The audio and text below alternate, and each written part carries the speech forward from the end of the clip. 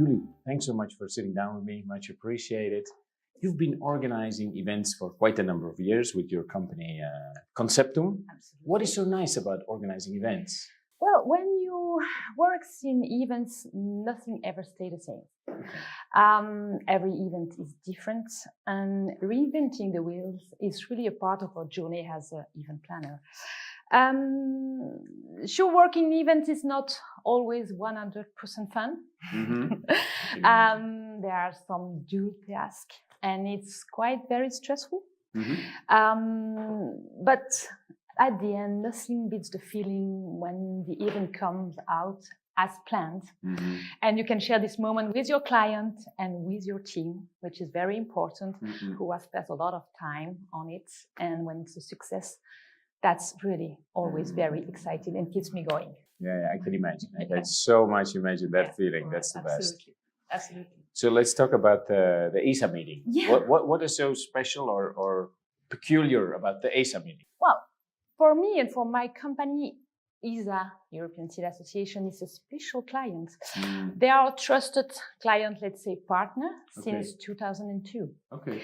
So I recall when we started planning their event, we were at the beginning 250 participants. Okay.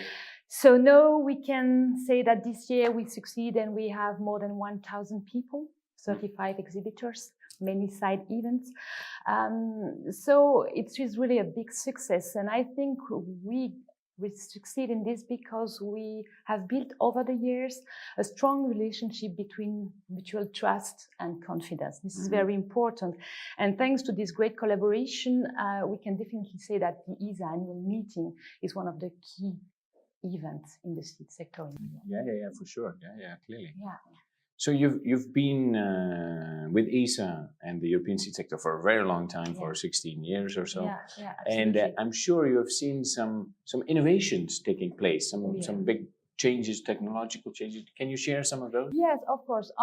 Let's say the main innovation in the event industry are all mainly related to the digitalization. Mm-hmm. Digitalization has changed the face of the event industry. The innovating new tools has not only improved the event, let's say, experience for the organizers, but also for the attendees. By using these new tools, our companies or even companies save time and simplify all the organization progress, but also for the attendee who can access to all information in just a click, which is very, very great. Also now when we organize meeting in venues, we are always looking for more and more interactive items. So it can come, as we can see in the ESA, to booths where you can take picture to have interaction, to digital display, as you may have seen in the exhibition, but also Twitter wall. Well, we are always looking now for all kind of tool that enhance the experience. It is very important of the participant during the event or the conference. And also by giving them the opportunity to use this, we encourage them to promote the event because they will post things of the social networks and everything. And consequently, we will gain visibility. So this is very important. It's really important because they are great tools that engage the participant in the meeting you organize. So that's the main, I think, the main innovation that we have to face now for in the event industry. We're here at the ESA Annual meeting in Madrid, and in theory, all these people could be meeting each other via telephone conference, video conference, Skype, you name it. Why is it so important that people come together? Well, in my opinion, face-to-face interaction can never be replaced by technology. No, for me. I'm here for a long time. We still are here, so that means that we still need to organize meetings. Of course, when you organize video conferences instead of flying off to meetings, this option can make a lot of sense because it's create efficiency and of cost saving a lot. But still, there are plenty of occasions when physical attendance is necessary.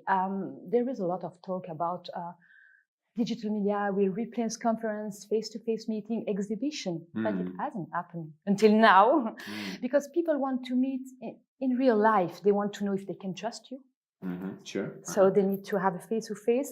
If they can trust the exhibitor, this project, need to see, need to feel the seller. And that trust cannot be built by only, let's say, digital media alone. We need to see each other. We need to feel each other still. I know that many of the ESA participants here, they are either companies or associations, and they're also organizing from time to time events themselves, small, medium-sized events. What kind of wise advice do you give as the experts to such other participants? There is a main advice I can give them, and the most important is getting everyone on the same page. To plan and to organize an event, the most important thing is to establish complete mutual understanding of the event objectives. That's very important. Everybody is aligned and know why it needs to perform there, but also to allocate the according resources to achieve this objective. You need dedicated people with dedicated skill to achieve and to make your event a great success. That's very important, and that's what we are. No, very, very wise advice, and we should all follow that. So on the flip side, what are the things that people should avoid when planning an event? There is a lot. The first thing, which is important, what always take time, is we need to avoid not taking sufficient time to understand well the philosophy of the client, the association, to know its DNA. That's very important. And this clear understanding, the good exchange, really make great collaboration because we understand very well. And I think that leads to events that really enhance the image of the client, which is the goal when you are organizing event, which is a great media for like European City Association, which is the big event of the day where all the members get together. The second thing is to avoid, as I've said in the previous question, to fail to allocate the right resource, the right people with the right skill. I have seen so many clients come and say, well, I've been organized for 3 years, but no, I think I need somebody to help me. Because they fail to say that we need time to organize things properly. And sometimes there's a secretary who say, you will organize for me, but they need to do this on the top. And sometimes they underestimate the time. And that's the last point is that we really need to time is a tricky point in event planning. So you never have to underestimate the time you need. Sometimes more than what you foresee. And really planning correctly your event is the key of its success, and it allows you to face the unexpected things that always happen when you organize an event. So that's really the 3 points very important. Okay, I hope everybody's paying attention and they implement that. Julie, you've been in event organization with Conceptum for quite some time. Do you have something in your bucket list? Which big event would you really like to organize? I think about it. So we work a lot with the Commission, European institution, and of course a lot of companies. So if I may choose, I will go for something completely different. I think more glamorous, like maybe the Oscars. Yes, I think it may, the Oscars. Wow. Why not? I think it's completely different. Maybe it's challenging. I'm not sure it will be quite a piece of cake to organize it.